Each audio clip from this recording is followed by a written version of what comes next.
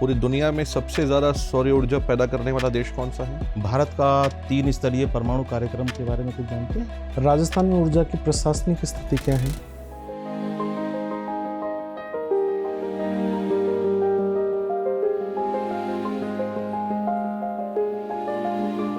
मैं come sir.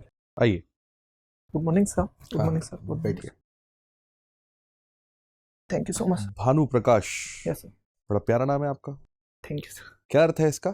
Sir Bhanu मतलब जो है सूर्य से है बिल्कुल। और प्रकाश मतलब लाइट। तो सूर्य का प्रकाश है आप में। ऐसी 3 खूबियां बताइए जो आपके नाम का समर्थन करती हूँ, आपके अंदर हो।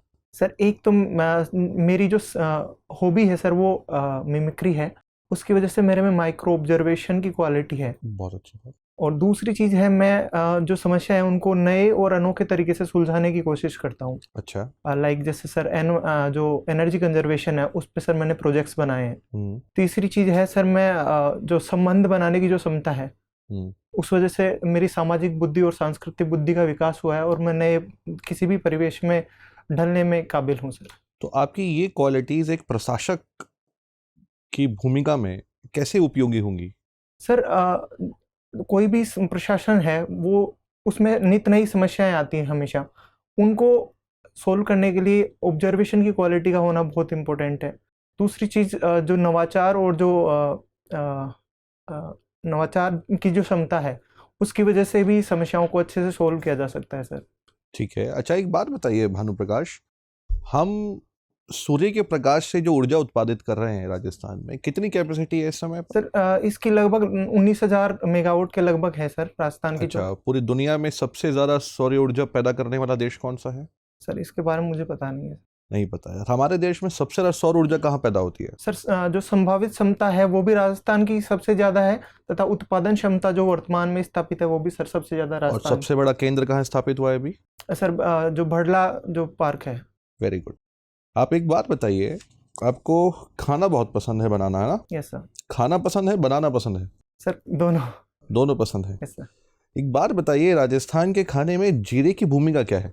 सर एक जीरा जो है मसाले के रूप में प्रयुक्त होता है, और दूसरी चीज इसका साइंटिफिक जो इम्पोर्टेंस है वो भी बहुत अच्छा है। ये पेट की जो समस्या है उनसे रिलेटेड जो सॉल्यूशन देता है सर, और इसको पेय के रूप में शिकंजी के रूप में भी यूज किया सबसे ज्यादा उत्पादन जीरे का कहाँ होता है? सर जालोर। जालौर में होता है। और हिंदुस्तान में?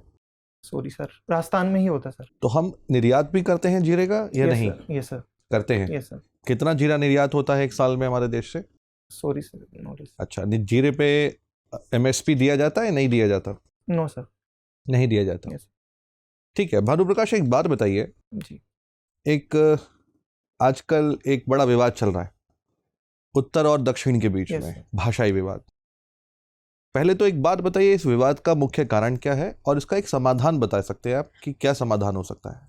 सर जो नॉर्थ और साउथ डिवाइड जो जिसे कहा जाता है उसका सबसे बड़ा कारण जो है सर भाषा को माना जाता है। जो दक्षिणी भारतीय राज्य जो है उनका मानना है कि उन पे हिंदी जबरदस्ती थोपी जा रही है। इसके सॉल्यूशन के लिए मुंशी अयंगर फॉर्मूला दिया गया था, जिसके तहत त्रिभाषा फॉर्मूला है। इसमें जो राज्य है वो जो उत्तरी राज्य है वो प्राथमिक भाषा के रूप में जो है क्षेत्रीय भाषा अंग्रेजी तथा तीसरी भाषा के रूप में किसी भाषा को अपनाएंगे, जबकि जो दक्षिणी भारतीय राज्य है वो हिंदी अंग्रेजी तथा किसी अन्य जो क्षेत्रीय भाषा है उसको। आपको लगता है भानु प्रकाश कि हम लोग भाषाई आधार पर भेदभाव करते हैं उत्तर भारत में? सर जो केंद्रीय स्तर पे ऐसा देखने को नहीं मिलता है, बट जो दक्षिणी राज्य हैं उनको ये कहीं ना कहीं महसूस किया जाता है उनके द्वारा, और इसी वजह से हाल ही में जो स्टालिन साहब हैं तमिलनाडु के जो CM हैं उन्होंने इस पे। ये रुपये का जो सिंबल चेंज हुआ है, रुपये का सिंबल दिया किसने था? Sorry sir. चलो कोई बात नहीं सर। आप साइंस से ग्रेजुएट हैं भानु प्रकाश। आपने अभी बताया था कि आपका एनर्जी कंजर्वेशन में रुचि है। सर। तो एनर्जी कंजर्वेशन एक्ट किस वर्ष आया था बेटा? सॉरी सर, नहीं पता। आपका नाम भानु प्रकाश है ना? अंतर्राष्ट्रीय सौर महागठबंधन का इस समय अध्यक्ष कौन है? सर भारत और फ्रांस जो दोनों कंट्री है वो सह अध्यक्ष है सर। सह अध्यक्ष है कि एक अध्यक्ष है कि एक उपाध्यक्ष? सह अध्यक्ष। किस वर्ष आया था ये? सर 2015 में। उद्देश्य क्या है इसका? सर इसका जो मुख्य उद्देश्य है वो जो जितने भी सौर उत्पादक जो देश हैं उनको एक मंच प्रदान करना है सर। जिसके माध्यम से सौर ग्रिड को स्थापित किया जा सके, क्षेत्रीय ग्रिड को अंतर्राष्ट्रीय ग्रिड में बदला जा सके। कितने सदस्य हो चुके हैं सर इसके लगभग ऊपर? 157 कंट्री शायद, आई अभी थिंक। हाल ही में किसने ज्वाइन किया है इसको? सॉरी सर, भारत का 3 स्तरीय परमाणु कार्यक्रम के बारे में कुछ जानते हैं? 9 सर। राजस्थान की क्या भूमिका है परमाणु ऊर्जा में? सर जो चित्तौड़गढ़ जो जिला है राजस्थान का, उसमें रावत भाटा परमाणु ऊर्जा केंद्र है, जो भारी जल के ऊपर आधारित है। उसके द्वारा परमाणु ऊर्जा उत्पादन किया जाता है राजस्थान में। भारी जल और कठोर जल में कोई अंतर होता है? सर भारी जल जो है उसमें जो हाइड्रोजन जो एटम होता है वो D2O होता है, जबकि जो कठोर जल है उसमें कैल्शियम और मैग्नीशियम के लवण होते हैं, उसकी वजह से उसको भारी जल कहा जाता है सर। 3 पेरेंट्स बेबी का क्या कॉन्सेप्ट है? सर 3 पेरेंट्स बेबी है वो माइटोकॉन्ड्रियल जो प्रॉब्लम्स होती है उनके सॉल्यूशन के लिए दिया जाता है। बच्चा जो होता है उसमें जो माइटोकॉन्ड्रिया होता है वो मेनली एग जो होता है अंडाणु उससे आता है। तो इसमें जो अगर कोई मादा के अंदर अगर माइटोकॉन्ड्रिया खराब है तो किसी दाता स्त्री से माइटोकॉन्ड्रिया लेके और अंडाणु में स्थापित किया जाता है, और उसके द्वारा जो बच्चा जन्म लेता है उसमें माता जो जैविक माता पिता है उसके अलावा डोनर जो स्त्री है, तीनों के लक्षण देखने को मिलते हैं, इसलिए इसे 3 पेरेंट्स बेबी कहा जाता है। तो किस रोग को ठीक करने के लिए इसका उपयोग किया सर जो माइटोकॉन्ड्रिया जो होता है उससे रिलेटेड अगर कोई जेनेटिक नहीं, क्या उस रोग का कुछ नाम है? सर थैलेसीमिया वगैरह में इम्पोर्टेंट नहीं, थैलेसीमिया तो दोनों से ही आता है। सर। चलिए, तो ये डिजाइनर बेबी भी यही है कि कुछ अलग है इससे? Designer baby sir, sorry knowledge नहीं है सर। क्रिस्पर टेक्नोलॉजी क्या है? सर क्रिस्पर टेक्नोलॉजी जो है एक आणविक कैंची के रूप में काम करती है, जीन एडिटिंग उपकरण है, जिसके द्वारा जो Cas9 जो एंजाइम है उसके द्वारा DNA को कट किया जाता है, और लगभग 90% तक शुद्धता से उसमें जीन एडिटिंग पॉसिबल है सर इसके द्वारा। जीन एडिटिंग क्या है? सर जीन एडिटिंग का अर्थ है जो जीन का क्रम जो है उसको बदलना या उसको उसकी मरम्मत करना, जिसकी वजह से जो जीन से संबंधित रोग है, आनुवांशिक रोग, उनका उनका निराकरण किया जा सके सर।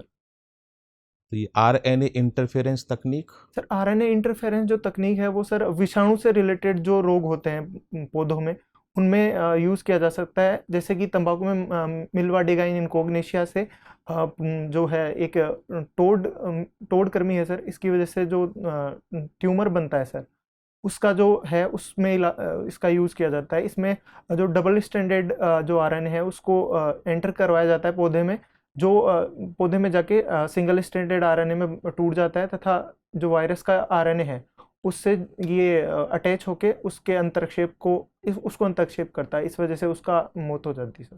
तो ये विद्युत उपकरण में ऊर्जा संरक्षण के लिए जो स्टार रेटिंग तय की जाती है, ये स्टार रेटिंग किस वर्ष से शुरू हुई थी? सॉरी सर, नहीं, चलिए ठीक सर।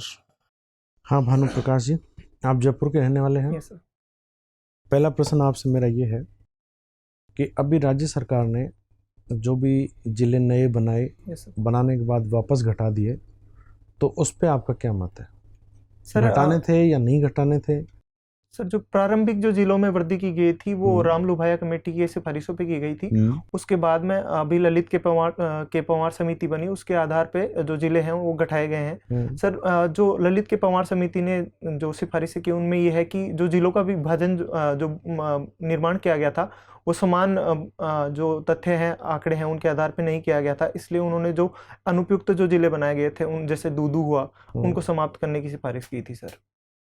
तो आपके अनुसार ये ठीक रहा?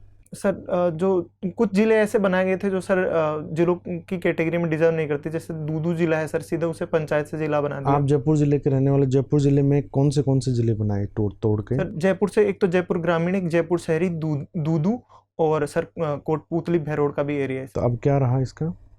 सर जयपुर को इंटीग्रेट कर दिया है, जो दूदू है उसको जिला समाप्त कर दिया है, जबकि जयपुर ग्रामीण और जयपुर शहरी दोनों को जयपुर के रूप में मान्यता है। कोटपुतली का भैरोड के साथ जिला बनाया है सर। ठीक है। आपने ऊर्जा, क्योंकि आपने स्पेशली बोला कि आप इससे मतलब इंटरेस्टेड हो, NTPC क्या है? NTPC NTPC जो भारत है उसकी राष्ट्रीय जो थर्मल पावर जो है उसके लिए शीर्षस्थ संस्थान है जो थर्मल पावर प्रोजेक्ट्स की स्थापना करती तथा ऊर्जा पारेषण में काम करती है। राजस्थान में ऊर्जा की प्रशासनिक स्थिति क्या है? समझा नहीं सर मैं। प्रशासनिक स्थिति ऊर्जा के जो एनर्जी डिपार्टमेंट है यस सर। उसमें जो प्रशासनिक स्थिति है उसमें सबसे सर्वोच्च ऊर्जा विभाग के बाद जो संस्था है वो कौन है? सर REPC है, sir RREC, sorry sir, RREC क्या राजस्थान कंप्लीट ऊर्जा के लिए या रिन्यूएबल एनर्जी के लिए ये बताओ? रिन्यूएबल एनर्जी के लिए सर। तो कंप्लीट ऊर्जा की बात करें तो सॉरी सर, RSCB का नाम सुना है? No sir. RSCB का नाम नहीं सुना। NTPC के द्वारा राजस्थान के अंदर कोई ऐसी परियोजना जो चल रही हो? Sorry sir. ठीक है। अभी भारत सरकार ने कुछ वेटलैंड सिटी के नाम दिए थे यस सर। एक विश्व स्तर के ऊपर, ऐसे कोई शहर जिनका वेटलैंड सिटी के अंदर नॉमिनेशन हुआ हो? सर राजस्थान से? हाँ, राजस्थान से या पूरे ऑल ओवर इंडिया सर से? राजस्थान में एक तो जो अजमेर में आना सागर झील है उस पे। आप समझे नहीं, मैं वेटलैंड सिटी की बात कर रहा हूँ। Yes sir. मैं पर्टिकुलर स्थान नहीं, मैं वेटलैंड शहर घोषित करे गए हैं अभी अंतर्राष्ट्रीय स्तर पर, उसमें से भारत के 2 शहर गए हैं। उनके बारे में कोई जानकारी? कोई जानकारी नहीं। ठीक है।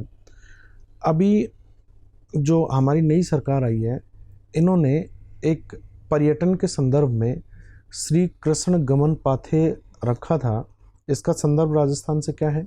सर जो श्री कृष्ण गमन पथ है वो यूपी और जो राजस्थान है दोनों सरकारों की सहमति से बनाया गया है। इसमें जो ब्रज क्षेत्र है उसका विकास। यूपी या MP?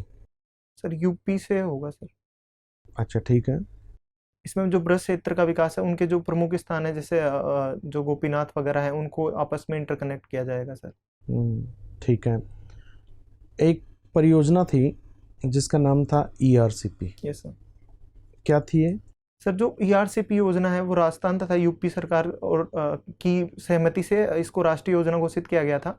यूपी कहाँ से आएगा ERCP में? Sir sorry MP sir, sorry sir, sorry. ठीक है। MP और जो राजस्थान गवर्नमेंट है उन दोनों की सहमति से राष्ट्रीय योजना घोषित किया गया था। और ये जो राष्ट्रीय योजना कर दिया घोषित उसको? Yes sir. श्योर हो? Yes sir. ठीक है। सर इसमें जो पूर्वी राजस्थान के जो जिलों में जो कितने जिले आ रहे हैं टोटल? सर अभी करंटली 21 है। जिस समय स्थापित हुई थी उस समय 13 जिले थे सर। करंटली शायद बदल गए अभी? Yes sir. करंटली फिर बदल गए क्योंकि फिर जिले बने, क्योंकि भौगोलिक स्वरूप राजस्थान का बदल रहा है, फिर बदल गए। अब कितने जिले हैं नए? Sorry sir. अच्छा, ठीक है। इसमें जो ERCP परियोजना जिसका नया नाम है वो क्या रखा है अभी? राम सेतु लिंक परियोजना सर। चलिए, ठीक है सर। भानु प्रकाश, आप मिमिक्री करते हैं ना? Yes sir. किसकी मिमिक्री करते हैं? सर जो बॉलीवुड एक्टर हैं अच्छा। और पॉलिटिशियंस। अच्छा, तो आपको पता है कि कोई ऐसा पक्षी या कोई ऐसा जीव जो मिमिक्री करता हो? सर पक्षी या कोई जीव? सर कोई तोते पशु? के लिए कहा जाता है, जैसे किसके लिए? तोता जो है ठीक है। वो सर और इंसान की हूबहू मिमिक्री करता है। जो सर गागरोनी तोता ठीक, मानव मिमिक्री के लिए जाना जाता है। अच्छा, और बताइए कोई ऐसा और कोई पक्षी हो, पशु हो? सॉरी क्या तितलियां भी मिमिक्री करती हैं? सर, मुझे पता नहीं सर। कोई थ्योरी है इसके पीछे की? Sorry sir. ठीक, आप सबसे अच्छी मिमिक्री किसकी करते हैं? Sir Nana Patekar sir. नाना पाटेकर की करते हैं। चलिए, नाना पाटेकर की कोई मूवी पसंद है आपको? Yes sir. पहली मूवी कौन सी थी उनकी? पहली मूवी पता नहीं, बट मुझे सर सबसे ज्यादा जो अच्छी लगती है वो क्रांतिवीर मूवी अच्छी लगती है। क्रांतिवीर मूवी अच्छी लगती है। उसमें क्या अच्छा लगा आपको? सर एक तो जो उनका जो स्क्रिप्ट था वो बहुत अच्छा था और उनकी जो डायलॉग डिलीवरी है ठीक है। उसकी वजह से मुझे बहुत अच्छी लगी, और राष्ट्र प्रेम की जो भावना है उसका विकास। अच्छा, एक बात बताइए, अभी हमारा देश का जो रुपया है यस सर। वो अंतर्राष्ट्रीय मुद्रा के सामने गिर रहा है। Yes sir. इसके कारण बताइए।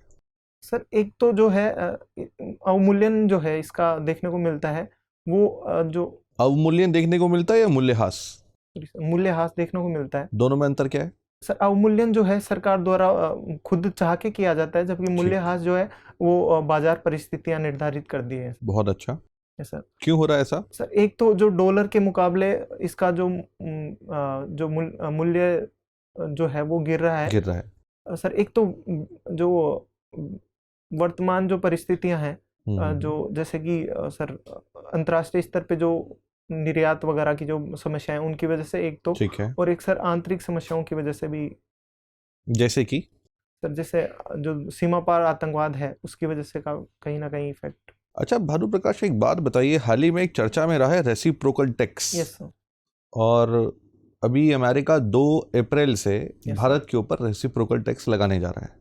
ये रेसिप्रोकल टैक्स क्या होता है? सर रेसिप्रोकल टैक्स या टैरिफ का अर्थ ही है कि जैसे कोई राष्ट्र किसी राष्ट्र पे टैरिफ लगाता है तो जो सेकंड राष्ट्र है उसके द्वारा उसी मात्रा में उसी अनुपात में अगर टैरिफ लगाया जाता है तो इसे रेसिप्रोकल टैक्स कहते हैं। अमेरिका ने वर्तमान में इस पे वक्तव्य दिया है कि मैं मतलब जो अमेरिका है वो भारत पे रेसिप्रोकल टैक्स लगाएगा क्योंकि भारत विश्व में सबसे ज्यादा टैरिफ लगाने वाला कंट्री है। तो एक बात बताइए आप मुझे, क्या इससे एक नया ट्रेड वॉर नहीं छिड़ जाएगा? ये सर कहीं ना कहीं ये एक आर्थिक मंदी का भी कारण हो सकता है सर। ठीक है, तो इसके लिए हम क्या उपाय कर सकते हैं कि अमेरिका के इस रेसिप्रोकल टैक्स से बच सकें? सर जो भारत को जो निर्यात है वो अन्य जो वैकल्पिक केंद्र है निर्यात के उन पे ज्यादा ध्यान देना चाहिए, जैसे कि रूस हुआ, मॉरिशस वगैरह है, उन पे ज्यादा ध्यान देना चाहिए और जो क्षेत्रीय उत्पादन है उसको उस स्तर तक बढ़ाना चाहिए कि उस पे टैरिफ का प्रभाव कम से कम देखने को मिले सर। ठीक है, अच्छा एक बात बताइए, एक बीमारू राज्य की एक अवधारणा दी जाती है, क्या है बीमारू राज्य? सर जो विकास की जो मुख्य धारा से पिछड़े राज्य हैं जैसे बिहार वगैरह जो राज्य हैं। ठीक, कितने राज्य आते हैं इसमें? सर शायद 7 राज्य हैं आई थिंक। 7 राज्य? Yes sir. कौन कौन से? बिहार, यूपी, राजस्थान है, बाकी राजस्थान है इसमें? सर शामिल है। क्या आज भी राजस्थान एक बीमारू राज्य की श्रेणी में शामिल है? सर वर्तमान के परिप्रेक्ष्य को देखें तो जो राजस्थान है वो विकसित राज्य बनने की कगार पे है, इसलिए इसको बीमारू राज्य कहना शायद उचित नहीं होगा। एक बात बताइए मुझे कि विकसित राज्य की क्या अवधारणा है? कौन कौन से पैरामीटर ये तय करते हैं कि एक राज्य विकसित राज्य है? सर एक तो शिक्षा का स्तर, ठीक है, स्वास्थ्य का स्तर और लैंगिक समानता, मुख्यतः 3 देख सकते हैं सर। अब जैसे केरल का जो है शिक्षा का स्तर काफी अच्छा है, वहाँ लैंगिक समानता जो है लिंगानुपात देश में सर्वाधिक है, तथा स्वास्थ्य जो सेवाएं हैं उनके लिए तो केरल वर्ल्ड फेमस है, वहाँ मेडिकल जो टूरिज्म है वो काफी डेवलप हुआ उस वजह से सर। चलिए आखिरी एक सवाल आपसे मैं पूछता हूँ, कोई ऐसा 3 कारण बताइए जिससे आज हम आपको सेलेक्ट ना करें।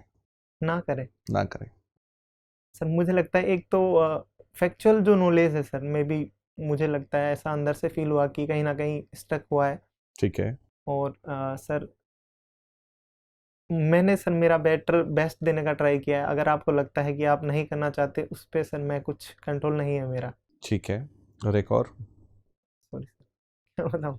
बहुत अच्छा लगा आपसे बात करके भानु प्रकाश, आपका इंटरव्यू खत्म होता है। Thank you sir.